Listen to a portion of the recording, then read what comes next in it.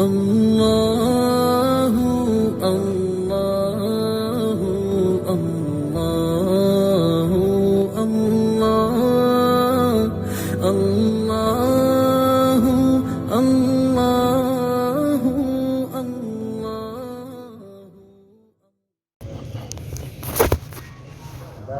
نحمده ونصلي على رسوله الكريم اما بعد فاعوذ بالله من الشيطان الرجيم بسم الله الرحمن الرحيم ان هذا القرآن يهدي للتي هي اقوم وقال النبي صلى الله عليه وسلم ان الله يرفع بهذا الكتاب اقواما ويضع به آخرين او كما قال عليه الصلاة والسلام۔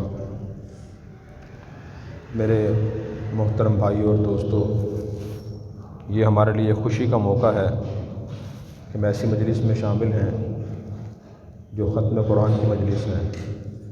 حدیث میں آتا ہے کہ جس مجلس میں قرآن کریم ختم ہو تو اس مجلس کے لوگوں کی دعائیں قبول ہوتی ہیں، اس لیے ایسی مجالس میں ہمیں شرکت کی کوشش کرنی چاہیے۔ قرآن کریم اللہ تبارک و تعالیٰ کی طرف سے انسانیت کے لیے آخری ہدایت نامہ ہے، اور اللہ تبارک و تعالیٰ نے قرآن کریم نازل فرما کر اس سے پہلے کہ جتنے بھی آسمانی کتابیں تھیں، تورات، انجیل، زبور اور صحیفے جو ابراہیم علیہ السلام پہ نازل ہوئے، حضرت شیس علیہ السلام پہ، دوسرے انبیاء علیہ السلام پہ، اللہ نے سب کو منسوخ کر دیا۔ منسوخ کا مطلب یہ ہے کہ اب ان پر عمل نہیں ہوگا، قرآن کریم پر عمل ہوگا۔ اتنا بڑا اعزاز قرآن کریم کو اللہ نے بخشا ہے، اور اللہ تبارک و تعالیٰ نے اس قرآن کریم میں پہلی تمام آسمانی کتابوں اور صحیفوں کی تمام تعلیمات جمع کر دی ہیں، اور قرآن کریم میں اللہ تبارک و تعالیٰ نے قیامت تک آنے والے انسانوں کے زندگی کے تمام مسائل کو بیان فرمایا اور ان کا حل بیان فرمایا ہے۔ یہ پہلو ایسا ہے جس کی ہماری توجہ اکثر نہیں ہوتی۔ اکثر مسلمان یہ تو جانتے ہیں کہ قرآن کریم اللہ تعالیٰ کی کتاب ہے، نبی کریم صلی اللہ علیہ وسلم پر نازل ہوئی ہے، اور یہ بھی جانتے ہیں کہ قرآن کریم کو پڑھنا چاہیے، اس کو پڑھنا باعث ثواب ہے، اس کو حفظ بھی کرنا چاہیے، اسے نماز میں ہی پڑھنا چاہیے، رمضان المبارک میں قرآن کریم تراویح میں پڑھنا چاہیے، یہ بھی جانتے ہیں۔ آدمی کوئی نئی دکان یا مکان بنائے تو اس میں افتتاح کرنے سے پہلے قرآن کریم کی تلاوت ہونی چاہیے۔ یہ سب چیزیں باعث ثواب ہیں، اور قرآن کریم کے حقوق ہیں کہ قرآن کریم ہر مسلمان پڑھے اور روزانہ پڑھے۔ نبی کریم صلی اللہ علیہ وسلم اور صحابہ کرام روزانہ قرآن پڑھتے تھے، بلکہ وہ 7 دنوں میں ایک قرآن پڑھ کے ختم کر لیا کرتے تھے۔ اندازہ فرمائیں 7 دن میں۔ ہم خود کو دیکھیں کہ ہم میں سے کتنے مسلمان ایسے ہیں جو پورا سال میں قرآن ختم کرتے ہیں؟ یقیناً نہیں ہے۔ یہ شرعی مسئلہ ہے کہ قرآن کریم کو سال میں 2 مرتبہ پڑھ کے ختم کرنا ہر مسلمان کے ذمہ قرآن کا حق ہے۔ اور یہ قرآن کریم اتنی بڑی دولت ہے کہ میں نے جس سے پہلے عرض کیا کہ اس وقت روئے زمین پر کوئی آسمانی کتاب اپنی اصلی شکل میں محفوظ نہیں ہے۔ تورات، انجیل، زبور سب تبدیل ہو چکی ہیں۔ قرآن کریم واحد کتاب ہے جو اپنی اصلی شکل میں موجود ہے۔ غیر مسلم اس بات کو تسلیم کرتے ہیں کہ قرآن کریم جس حالت میں محمد رسول اللہ صلی اللہ علیہ وسلم پر نازل ہوا تھا، بیائنی ہی اسی حالت میں دنیا میں موجود ہے، اس میں ایک لفظ کا بھی پیشی نہیں ہوئی۔ تو کتنی بڑی سعادت کی بات ہے ہمارے لیے کہ ہماری جو آسمانی کتاب ہے بالکل محفوظ ہے۔ کوئی قوم نہیں کہہ سکتی کہ ہمارے پاس آسمانی کتاب محفوظ ہے۔ یہودی خود مانتے ہیں کہ تورات اصلی شکل میں موجود نہیں ہے، عیسائی مانتا ہے کہ انجیل اصلی شکل میں موجود نہیں ہے، کہ قرآن کریم اصلی شکل میں ہمارے پاس موجود ہے۔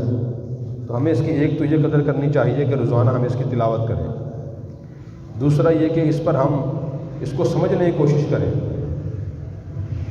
اور تیسرا حق یہ ہے کہ اس پر عمل کرنے کی کوشش کریں۔ قرآن کریم میں اللہ تبارک و تعالیٰ نے بیان فرمایا کہ ہدی للناس، یہ قرآن کریم لوگوں کے لیے ہدایت اور رہنمائی کا ذریعہ ہے، تو اس سے رہنمائی لینا ضروری ہے۔ صحابہ کرام جو صحابہ کرام بنے ہیں وہ اسی وجہ سے بنے ہیں کہ انہوں نے قرآن کریم سے رہنمائی لی ہے اور اس کے مطابق عمل کیا۔ اللہ تعالیٰ نے ان کو قیامت تک آنے والی انسانیت کے لیے ایک نمونہ اور مثال بنا دیا۔ اللہ تعالیٰ نے ہمیں بھی اسی کا حکم دیا، فرمایا کہ اتبعوا ما انزل الیکم من ربکم، تمہارے رب کی طرف سے جو کلام نازل کیا گیا ہے تم اس کی اتباع اور پیروی کرو، اس کی اتباع اور پیروی کرو۔ تو ہمیں اس کو جان کر اس کی اتباع اور پیروی کرنے کی ضرورت ہے۔ ایک حدیث میں آپ صلی اللہ علیہ وسلم نے ارشاد فرمایا ان اللہ یرفع بہذا الکتاب اقواما ویضع بہ آخرین او کما قال علیہ السلام، کہ اللہ تبارک و تعالیٰ اس قرآن کریم کے ذریعے سے کچھ قوموں کو بلندی عطا فرمائیں گے اور کچھ کو پستی اور ذلت عطا فرمائیں گے۔ بلندی ان لوگوں کے حصے میں آئے گی جو قرآن کریم پڑھ کر اس کے مطابق عمل کریں گے، اور جو پڑھ کر نہ پڑھیں گے، نہ اس پر عمل کریں گے، نہ اس کو سمجھیں گے، تو ان کے حصے میں پستی آئے گی۔ اللہ تبارک و تعالیٰ نے اس قرآن کریم میں انسانی زندگی کے تمام مسائل کا حل بیان فرمایا ہے۔ اب میں کچھ اس کی مثالیں عرض کرتا ہوں۔ مثلاً ہمیں ذہن میں خیال آتا ہے کہ ہمیں کس نے پیدا کیا اور کس مقصد کے لیے پیدا کیا گیا ہے، ہمارا ذہن خود اس کا جواب نہیں دیتا، اور اگر اس سے مانگیں بھی تو غلط جواب دیتا ہے۔ ہماری انسانوں کی عام زندگی یہ بتاتی ہے کہ شاید ہماری زندگی کا مقصد کھانا پینا اور دولت جمع کرنا، مکان بنانا، اپنی آسائش اور مزے کی چیزیں حاصل کرنا، یہ زندگی کا مقصد ہے۔ ہمارے طرز زندگی سے یہ سامنے آتا ہے۔ قرآن کریم ہمیں بتاتا ہے کہ ہمیں اس مقصد کے لیے پیدا نہیں کیا گیا، یہ تو جتنی انسان کی ضروریات ہیں ان کو ضرورت کی حد تک پورا کرنے کا حکم دیا گیا ہے۔ اصل مقصد بیان فرمایا گیا کہ ما خلقت الجن والانس الا لیعبدون، اللہ فرماتے ہیں میں نے جنوں اور انسانوں کو اپنی عبادت کے لیے پیدا کیا ہے۔ اور عبادت کا مطلب یہ ہے کہ مسلمان اپنی زندگی میں جو بھی کام کرے سب سے پہلے یہ دیکھے جائز ہے یا نہیں، نمبر 2 کس حد تک مجھے کرنے کی اجازت ہے، اور نمبر 3 یہ کہ اس کام کو کرنے کا دین نے کیا طریقہ بتایا ہے۔ اگر اس طریقے سے ہم کام کریں گے تو زندگی کا ہر کام ہمارا عبادت بن جائے گا۔ اسی طرح قرآن کریم ہمیں حدود بتاتا ہے کہ انسان جو بھی کام کرتا ہے تو اس کی ایک حد اللہ تعالیٰ نے بیان فرما دی۔ اگر انسان اس حد سے بہت پیچھے ہٹ جائے تب بھی نقصان ہوتا ہے، حد سے بہت آگے بڑھ جائے تب بھی نقصان ہوتا ہے۔ اب وہ حد کیا ہے ہر کام کی، انسانی ذہن اس کا جواب نہیں دیتا، قرآن کریم اس کا جواب دیتا ہے۔ مثلاً انسان کا دل کرتا ہے میں دولت خرچ کروں، اپنی ضروریات میں خرچ کروں، اپنی سہولیات میں خرچ کروں، لوگوں کو دینے کے لیے میں دولت خرچ کروں۔ خرچ کرنی چاہیے، کتنی خرچ کرے ایک آدمی اب اس کو نہیں پتہ۔ کبھی تو آدمی اتنی خرچ کر دیتا ہے کہ بالکل ساری دولت ہی ختم ہو جاتی ہے، جو زندگی بھر دولت اس نے استعمال کرنی تھی وہ چند سالوں میں استعمال کر کے ختم کر دیتا ہے، بعد میں پریشان ہوتا ہے۔ قرآن کریم نے ہمیں اس کے بارے میں ہدایت دی۔ اللہ تعالیٰ نے ارشاد فرمایا وَلَا تَجْعَلْ يَدَكَ مَغْلُولَةً إِلَىٰ عُنُقِكَ وَلَا تَبْسُطْهَا كُلَّ الْبَسْطِ، کہ جب تم دولت خرچ کرو نہ تو خرچ کرتے ہو اپنا ہاتھ گردن سے باندھ کے رکھو کہ آدمی خرچ ہی نہ کرے اور بخیل بن جائے، اور نہ ہاتھ پورا کھولو کہ بالکل ساری ہی خرچ کر دے۔ شریعت نے اس بارے میں حد بیان کر دی ہے۔ نبی کریم صلی اللہ علیہ وسلم صحابہ کرام نے پوچھا کہ یا رسول اللہ ہم کیا خرچ کریں؟ تو اللہ تعالیٰ نے فرمایا قُلِ الْعَفْوَ، جو اپنی ضرورت سے زیادہ ہو وہ خرچ کریں، پہلے اپنی ضروریات پوری کریں، پھر اس کے بعد اپنے قریب کے جو اور لوگ ہیں گھر کے افراد، میاں بیوی، ماں باپ، بہن بھائی، ان کی ضروریات پوری کریں۔ اس کے بعد اگر دولت آپ کے پاس زیادہ ہو پھر آپ دوسرے لوگوں پہ خرچ کریں۔ ایک صحابی آئے کہ یا رسول اللہ میرے پاس 1 دینار ہے، میں کہاں خرچ کروں؟ میں انفق علی نفسی، اپنی ذات پر خرچ کروں۔ پھر پوچھا کہ عندی آخر، میرے پاس ایک اور بھی ہے، وہ کہاں خرچ کروں؟ تو آپ نے فرمایا کہ انفق علی ولدک، اپنی اولاد پر خرچ کرو۔ پھر عرض کیا کہ عندی آخر، میرے پاس ایک اور دینار بھی ہے، وہ کہاں خرچ کروں؟ تو پھر آپ صلی اللہ علیہ وسلم نے ارشاد فرمایا کہ انفق علی زوجتک، اپنی بیوی پر خرچ کرو۔ پھر پوچھا کہ یا رسول اللہ میرے پاس ایک اور بھی ہے، کہاں خرچ کروں؟ فرمایا کہ اپنے غلام اور خادم پہ خرچ کرو۔ پھر پوچھا کہ یا رسول اللہ میرے پاس ایک اور دینار بھی ہے، کہاں خرچ کروں؟ فرمایا کہ جہاں آپ کو مناسب معلوم ہو وہاں خرچ کریں۔ تو دیکھیں آپ دین نے ہمیں خرچ کرنے کا طریقہ ہی بتایا، ترتیب بھی بتائی اور اس کی حد بھی بتا دی کہ ہم نے کتنی خرچ کرنی ہے، کہاں خرچ کرنی ہے اور کب خرچ کرنی ہے۔ مال سب کے پاس ہوتا ہے، اب اسی مال کا موضوع قرآن کریم کی روشنی میں بیان کیا جائے تو ایک بہت طویل موضوع ہے، تو اس کو بھی جاننے کی ضرورت ہے کہ دولت جو ہمارے پاس ہے اس کے بارے میں دین کیا کہتا ہے۔ عام ذہن میں خیال یہ ہوتا ہے کہ یہ پیسے تو میرے ہیں، میں جہاں چاہوں خرچ کر دوں، جتنا چاہوں خرچ کروں۔ یہ اللہ رسول کی تعلیم نہیں ہے۔ اللہ رسول کی تعلیم یہ ہے کہ تمہیں جو کچھ دولت ملی ہے وہ اللہ کی طرف سے تمہارے پاس ایک امانت ہے، اور جہاں جہاں دین نے جتنی مقدار خرچ کرنے کی اجازت دی ہے انسان وہاں اتنی خرچ کر سکتا ہے، اس سے زیادہ خرچ نہیں کر سکتا۔ زیادہ خرچ کرے گا تو وہ فضول خرچی ہوگی، اور فضول خرچوں کے بارے میں اللہ تبارک و تعالیٰ نے ارشاد فرمایا وَلَا تُبَذِّرُوا إِنَّ الْمُبَذِّرِينَ كَانُوا إِخْوَانَ الشَّيَاطِينَ، تم فضول خرچی نہ کرو، بے شک فضول خرچ شیاطین کے بھائی ہوتے ہیں۔ فضول خرچی کا مطلب یہ ہے کہ آدمی گناہ کام میں دولت خرچ کرے، یا اسی طرح ضرورت کے موقع پہ ضرورت سے زیادہ خرچ کرے۔ نمبر 3، دکھاوے اور نام و نمود کے لیے خرچ کرے کہ میں اس جگہ دولت کے لیے خرچ کر رہا ہوں تاکہ لوگ میری تعریف کریں، مجھے بہت وسیع الظرف آدمی سمجھیں، مجھے دریا دل سمجھیں۔ یہ بھی شرعی لحاظ سے غلط ہے۔ اگر اس نیت سے صدقہ خیرات کیا جائے تو حضور صلی اللہ علیہ وسلم نے اس سے ہی منع فرمایا۔ آپ نے ارشاد فرمایا من صدق یرائف قد اشرک، جس نے دکھاوے اور ریاکاری کے لیے صدقہ خیرات کیا اس نے بھی شرک کیا۔ تو دیکھیں صرف ایک دولت ایک بڑی اہم موضوع ہے، اس کے بارے میں قرآن کریم ہمیں بتا رہا ہے کہ اس کے بارے میں ہمارے نظریات اور اعمال کیسے ہونے چاہیے۔ اسی طرح یہ ذہن میں بار بار خیال آئے کہ دولت میرے پاس جو ہے یہ اللہ کا عطیہ ہے اور امانت ہے، یہ میرے اپنی کی ذاتی کمال کا نتیجہ نہیں ہے۔ قرآن کریم میں اللہ تعالیٰ نے سورہ قصص میں بیان فرمایا کہ قارون نے کہا تھا کہ انما اوتیت علی علم عندی، جو کچھ مجھے دیا گیا ہے وہ میرے علم اور ذہانت اور دانائی کی بنیاد پر دیا گیا ہے۔ تو اللہ تعالیٰ نے اس کا انجام بیان فرمایا فخسفنا بہ وبدار الارض، اللہ تعالیٰ نے قارون کو اسے خزانوں کو زمین میں دھنسا دیا۔ لیکن دولت کے بارے میں قرآن کریم میں اتنی تعلیمات ہیں۔ اسی طرح گھروں میں اکثر مسائل ہوتے ہیں، باپ اور بیٹے میں اختلاف ہو جاتا ہے، باپ یہ سمجھتا ہے کہ بیٹا نافرمان ہے، بعض اوقات بیٹا سمجھتا ہے کہ والد صاحب زیادتی کر رہے ہیں، بھائیوں میں لڑائی اختلاف ہو جاتا ہے اور بھائی سمجھتے دوسرے بھائی زیادتی کر رہے ہیں۔ اچھا والدین اور ماں اور بیٹے میں اختلاف ہو جاتا ہے، میاں بیوی میں اختلاف ہو جاتا ہے، رشتہ دار بعض اوقات پریشان کرتے ہیں۔ تو اس صورتحال میں ہمارا طرز عمل کیا ہونا چاہیے؟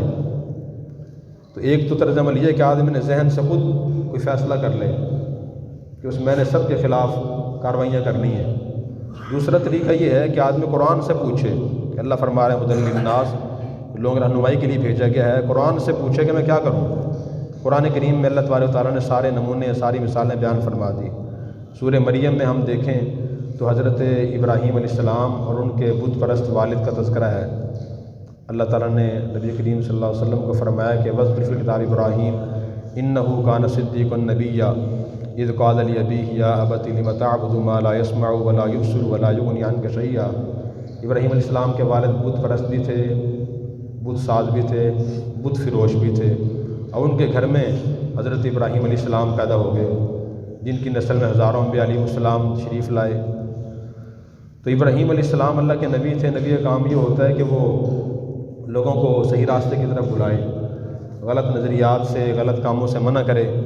تو ابراہیم علیہ السلام نے اپنے والد کو دین کی دعوت دی۔ اللہ تعالیٰ نے وہ دعوت کے الفاظ قرآن کریم میں بیان فرما دیے تاکہ قیامت تک اگر کسی بیٹے کو اپنے والد کو دین کی دعوت دینے کی ضرورت پیش آ جائے تو وہ ان ہدایات کو مد نظر رکھے، ان الفاظ کو مد نظر رکھے۔ ابراہیم علیہ السلام فرماتے ہیں یا ابتی لم تعبد ما لا يسمع ولا يبصر ولا يغني عنك شيئا، اے میرے ابا جان آپ ان چیزوں کی عبادت کیوں کرتے ہیں جو نہ سنتی ہیں نہ دیکھتی ہیں، نہ آپ کو فائدہ پہنچا سکتی ہیں نہ آپ کو نقصان پہنچا سکتی ہیں، آپ ان کی عبادت کیوں کرتے ہیں؟ اب ان کے اور بھی آگے باتیں آ رہی ہیں، ان کے اس انداز میں ہمارے لیے کئی سبق ہیں۔ ایک سبق تو یہ ہے، اگر بیٹا تعلیم یافتہ ہو یا دیندار ہو اور باپ کے پاس شریعت کا علم نہ ہو تو بیٹا باپ کو نصیحت کر سکتا ہے۔ بہت سے بزرگ چھوٹوں کی بات سنتے اس لیے نہیں کہ تم عمر چھوٹا ہے ہم سے، کیا ہمیں یہ نصیحت کرے گا؟ کیا ہمیں یہ دین کی بات سنائے گا؟ کیا یہ ہم سے زیادہ سمجھدار ہے؟ یہ بھی غلط فہمی ہے۔ کوئی چھوٹی عمر کا آدمی ڈاکٹر ہے، انجینئر ہے، اور بڑی عمر کا آدمی ڈاکٹر انجینئر نہیں، تو اس سے مشورہ کرتا ہے وہ کہ آپ مجھے بتائیں کہ بیماری کیا ہے اور اس کا علاج کیا ہے، یہ کام میں کیسے کروں۔ یہی مثال علم اور شریعت کی ہے۔ کسی بڑی عمر کے آدمی کے پاس علم نہیں ہے تو چھوٹے آدمی سے پوچھے، اگر وہ نہیں پوچھتے خود بتا دیتے ہیں تو ان کی بات سنیں، تو اللہ رسول کی بات سنا رہے ہیں، تو چھوٹے کا نصیحت کرنا تو برا نہیں ہے بلکہ اچھی بات ہے۔ اور دوسری بات ان الفاظ میں ہمارے لیے سبق کی یہ ہے، اگر چھوٹا بڑے کو نصیحت کرے تو اس کے الفاظ مہذب ہونے چاہیے، شائستہ الفاظ ہونے چاہیے۔ غیر مہذب الفاظ استعمال کرنا، بے ادبی کرنا، یہ بھی غلط ہے۔ اب دیکھیں ابراہیم علیہ السلام کے والد کافر تھے، جہنمی تھے، بت پرست تھے، تو ابراہیم علیہ السلام نے یہ نہیں فرمایا کہ یا کافر یا مشرک، اے جہنمی، اے کافر، اے مشرک، تو ان چیزوں کی عبادت کیوں کرتا ہے جو نفع نقصان کے مالک نہیں ہیں، بلکہ میں یا ابتی، اے میرے پیارے ابا جان۔ تو اس سے معلوم ہو کسی گناہ گار ہونے سے یا گمراہ ہونے سے اس کی توہین اور بے ادبی کرنا جائز نہیں ہو جاتا۔ ہمارے دیندار حلقوں میں خاص طور پر بڑی کمی ہے یہ، جب ہمیں کسی غلطی نظر آتی ہے تمام حدیں کراس کر کے اس کو نصیحت کرتے ہیں اور سمجھتے ہیں کہ شاید میری دینی غیرت کی علامت ہے یہ، اور دین میں نرمی نہیں کرنی چاہیے، سختی کرنی چاہیے۔ اللہ کے سارے انبیاء علیہ السلام کی تعلیمات قرآن کریم میں موجود ہیں، ان کا انداز دعوت قرآن کریم میں موجود ہے کہ وہ کس طریقے سے لوگ اپنے دشمنوں سے، مخالفین سے، کافروں سے بات فرمایا کرتے تھے، وہ تہذیب کا دامن نہیں چھوڑتے تھے۔ اسی طرح قرآن کریم میں نوح علیہ السلام کا واقعہ ہے، حضرت ہود علیہ السلام کا، حضرت صالح علیہ السلام کا۔ نوح علیہ السلام کو ان کی قوم نے کہا انا لنراک فی صفاحہ وانا لنظنک من الکاذبین، کہ ہم تو آپ کو بیوقوف سمجھتے ہیں معاذ اللہ اور آپ کو جھوٹا سمجھتے ہیں۔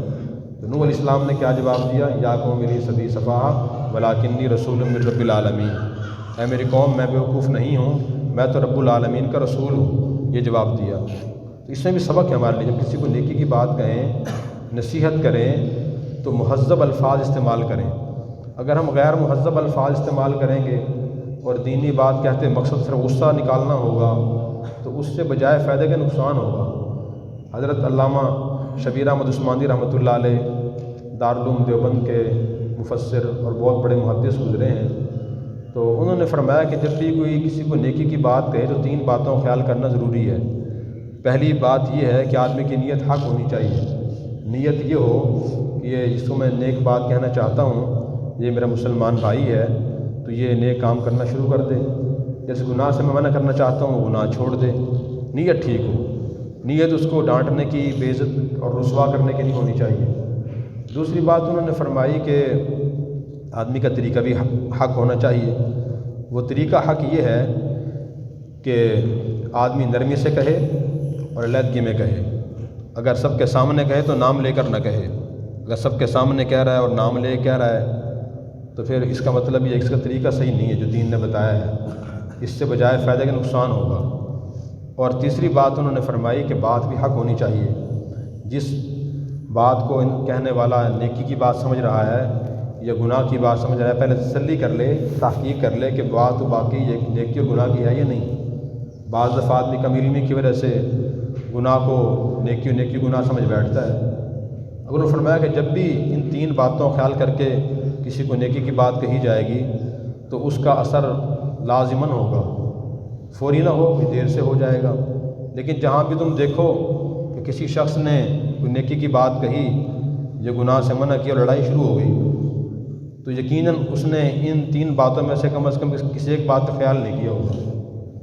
تو دیکھیں یہ دین کی تعلیمات ہیں۔ اور اگر کسی نے اپنی اولاد کو نصیحت کرنی ہے، اکثر والدین کو شکوہ ہے کہ اولاد نافرمان ہے، میں کیا کروں؟ میں اولاد کو اچھا کھلاتا بھی ہوں، ان کی رہائش کے اچھے انتظام بھی کرتا ہوں، اچھی تعلیم بھی دلاتا ہوں، پھر بھی اولاد نافرمان ہے، تو کیا کیا جائے؟ تو قرآن کریم میں اس کے بارے میں بھی بہترین اور تفصیلی تعلیمات ہیں۔ اللہ نے فرمایا یا ایھا الذین آمنوا قوا انفسکم واہلیکم نارا، اے ایمان والو تم خود کو اور اپنے گھر والوں کو جہنم کی آگ سے بچاؤ۔ حضرت علی رضی اللہ عنہ نے فرمایا کہ جہنم کی آگ سے بچانے کا مطلب یہ ہے کہ آدمی خود بھی شریعت کا علم حاصل کرے، اپنے گھر والوں کو بھی شریعت کا علم دے اور ان کو عمل پر آمادہ کرنے کی کوشش کرے۔ اچھا کیسے شریعت کا علم دے، کیا بات کہے اولاد کو؟ سورہ لقمان کے دوسرے رکوع میں اللہ تعالیٰ نے حضرت لقمان رحمۃ اللہ علیہ کی وہ نصیحتیں بیان فرمائی، اپنے بیٹے کو انہوں نے فرمائی تھی، یا بنی اقم الصلاۃ وامر بالمعروف وانہی عن المنکر، اے میرے بیٹے نماز پڑھا کر اور نیکی کی تلقین کیا کر، برائی سے منع کیا کر۔ کافی نصیحتیں ہیں، تو وہ نصیحتیں ہر والد کو پڑھنی چاہیے اور اپنی اولاد کو وہ نصیحتیں کرنی چاہیے۔ دنیا میں اچھائی اور برائی کہنے سننے سے پھیلتی ہے، اگر اولاد کو اچھی باتیں سنائی جائیں گی، انبیاء علیہ السلام کے حالات و واقعات سنائے جائیں گے، صحابہ کرام کے حالات و واقعات سنائے جائیں گے، اللہ کے اولیاء کرام اور علماء کرام کے واقعات سنائے جائیں گے، تقویٰ کے، طہارت کے، سچائی کے، ادب اور نرمی عاجزی کے، تو اولاد کا ذہن ایسے ہی بنے گا، طرز عمل کو درست ہوگا۔ اگر خدا نہ خواستہ ان کے سامنے دن رات جھوٹ بولا جائے گا کہ میں نے فلاں کو یوں دھوکہ دیا، فلاں سے فراڈ یوں کیا، اور فلاں کی یوں بےزتی کی، اور فلاں سے میں نے یہ غلط رویہ اختیار کیا، تو سن کر اور دیکھ کر اولاد ہی ویسے ہی بنے گی۔ تو قرآن کریم میں اللہ تبارک و تعالیٰ نے ہماری زندگی کے ہر مسئلے کا حل بیان فرمایا ہے۔ ضرورت اس کی ہے کہ ہم اس سے استفادہ کریں، علماء سے پوچھیں کہ جی میری یہ پریشانی ہے اور قرآن اور دین کی روشنی میں اس کا قرآن حل کیا بیان کرتا ہے۔ اگر پوچھا جائے گا تو حل پیش کر دیا جائے گا۔ مجھے ایک اور واقعہ یاد آ گیا کہ قرآن کریم میں اللہ نے کیسے مسائل کا حل رکھا ہے۔ حضرت امام ابو حنیفہ رحمۃ اللہ علیہ کے ایک عظیم اور سب سے بڑے شاگرد گزرے ہیں امام یوسف رحمۃ اللہ علیہ۔ یہ دھوبی کے بیٹے تھے اور ان کے والد صاحب فوت ہو گئے تھے، یہ چھوٹے سے، تو ان کی والدہ نے ان کو دھوبی کے پاس کھڑا کیا کہ کام سیکھ لے گا، ایک فن اور ہنر سیکھ لے گا اور بعد میں یہ ہنر و فن سے کام آئے گا۔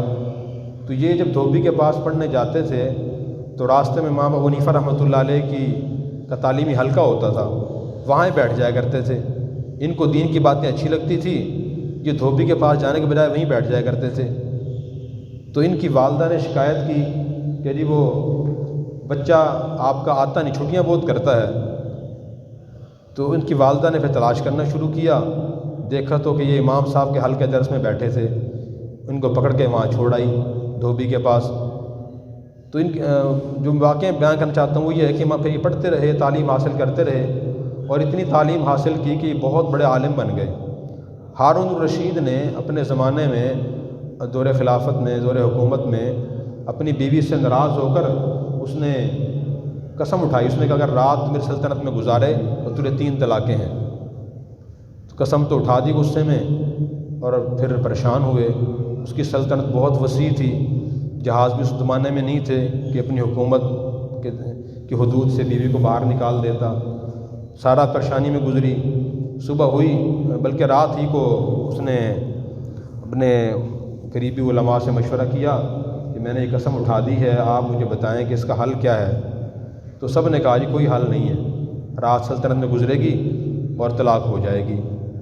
پھر اس نے اور لوگوں سے پوچھا کہ جی بتائیں اس کا کوئی حل بتائیں، ہر مسئلے کا حل تو ہوتا ہے۔ تو کسی نے کہا جی کہ وہ ایک دھوبی کا بیٹا ہے یعقوب، وہ بہت بڑے عالم ہیں، آپ ان سے مسئلہ پوچھوائیں کہ اس مسئلے کیا حل ہے۔ تو لوگ ان کے پاس گئے، امام صاحب کے پاس، انہوں سے پوچھا کہ یہ مسئلہ ہے اس کا حل کیا ہے۔ انہوں نے فرمایا کہ حل تو اس کا ہے، وہ حل یہ ہے کہ آپ عورت کو مسجد میں بھیج دیں، رات مسجد میں گزارے اور طلاق نہیں ہوگی۔ تو ہارون الرشید نے اور علماء کے سامنے جواب رکھا کہ جی مولانا صاحب نے یہ جواب پیش کیا ہے، آپ دیکھیں کہ یہ جواب درست ہے یا نہیں۔ تو لوگوں نے کہا جی مولانا صاحب سے ملاقات کرائیں، ان سے پوچھتے ہیں کہ انہوں نے کس بنیاد پہ یہ جواب دیا ہے۔ جو بھی عالم کوئی جواب دیتا ہے تو اس کے ذہن میں کوئی شرعی دلیل ہوتی ہے، قرآن کریم کی آیت ہوتی ہے، حدیث مبارکہ ہوتی ہے، یا صحابہ کرام کا فیصلہ ہوتا ہے کہ اس بنیاد پہ یہ میں بات کہہ رہا ہوں۔ علماء اپنے ذہن سے بات نہیں کہتے، بس میرا دل چاہ رہا ہے، میرا ذہن یہ کہتا ہے، دلیل کی بنیاد پہ بات کرتے ہیں۔ تو ان سے پوچھا کہ یہ آپ کے پاس دلیل کیا ہے، کس بنیاد پہ آپ یہ بات کہہ رہے ہیں؟ تو تو امام حسن رحمۃ اللہ علیہ نے فرمایا کہ قرآن کریم کی سورۃ جن میں ایک آیت ہے، اللہ نے ارشاد فرمایا وَأَنَّ الْمَسَاجِدَ لِلَّهِ، کہ مساجد اللہ کی ہوتی ہیں اور کوئی آدمی ان کا مالک نہیں ہوتا۔ تو ہارون الرشید بھی اپنے علاقے اور اپنے علاقے کی اور مساجد کا مالک نہیں ہے، وہاں اس کی حکومت نہیں ہے۔ اگر عورت وہاں چلی جائے اس کی حکومت سے نکل جائے گی، شرط پوری نہیں ہوگی، طلاق واقع نہیں ہوگی۔ چنانچہ سب علماء نے تصدیق کی کہ آپ نے جو بات فرمائی وہ درست فرمائی ہے۔ دیکھیں قرآن کریم کے ایک لفظ سے اتنی بڑی مشکل پریشانی حل ہو گئی۔ اس لیے ہمیں یہ نیت کرنی چاہیے، بڑی عمر کے لوگوں کو بھی، جوانوں کو بھی، چھوٹوں کو بھی، قرآن کریم روزانہ ہم پڑھیں گے اور اس کو سمجھیں گے اور انشاءاللہ اس کے مطابق عمل کرنے کی کوشش کریں گے۔ سب حضرات کی نیت کرتے ہیں، اللہ تبارک و تعالی ہمیں عمل کرنے کی توفیق عطا فرمائے۔ دعا کر لیں۔ الحمدللہ رب العالمین والصلاۃ والسلام علی سید الانبیاء والمرسلین وعلی آلہ واصحابہ اجمعین۔ ربنا آتنا من لدنک رحمہ وہیئ لنا من امرنا رشدا۔ اللہم انا نسألک تمام العافیہ ونسألک دوام العافیہ ونسألک الشکر علی العافیہ ونسألک الغنی عن الناس۔ اے اللہ ہمیں دین سے محبت نصیب فرما۔ جس بچے نے قرآن کریم حفظ مکمل کیا ہے، یا اللہ اس کی برکات اور ثمرات ہم سب کو، اس کے والدین کو، اساتذہ کو، خاندان کو، ادارے کو نصیب فرما۔ اے اللہ اس قرآن کریم کے ختم کی برکت سے ہم سب کی اور پوری امت کی تمام مشکلات آسان فرما اور تمام جائز حاجات اور ضروریات اپنے غیب کے خزانوں سے پوری فرما۔ اے اللہ پوری امت میں اتفاق اور اتحاد پیدا فرما، ہمیں دین سے محبت نصیب فرما، قرآن سے محبت نصیب فرما، قرآن کریم سمجھ کر اخلاص نیت سے عمل کرنے کی توفیق عطا فرما۔ یا اللہ جس استاد نے بچے قرآن کریم مکمل حفظ کرایا ہے، یا اللہ ان کی اس محنت کو قبول و منظور فرما۔ یا اللہ ان کی اور اس ادارے کی تمام ضروریات اپنے خزانہ غیب سے پوری فرما۔ اے اللہ جو مسلمان دنیا سے رخصت ہو چکے ہیں ان کی مغفرت فرما، بیماروں کو شفاء کامل عطا فرما۔ اے اللہ ہمیں اچھے اخلاق اپنانے کی توفیق عطا فرما، بد اخلاقیاں چھوڑنے کی توفیق عطا فرما۔ اپنی زندگی کے تمام مسائل میں قرآن کریم سے رہنمائی لینے کی توفیق عطا فرما اور اس کے مطابق عمل کرنے کی توفیق عطا فرما۔ اے اللہ مرتے دم تک ہمیں دین اسلام پر استقامت نصیب فرما اور مرتے وقت کلمہ طیبہ نصیب فرما۔ صلی اللہ تعالی علی خیر خلقہ سیدنا و مولانا محمد وعلی آلہ واصحابہ اجمعین برحمتک یا ارحم الراحمین۔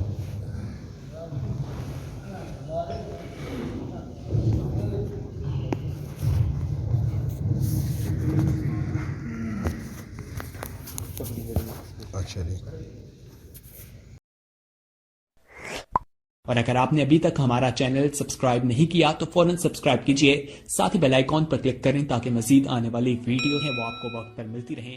اللہ حافظ۔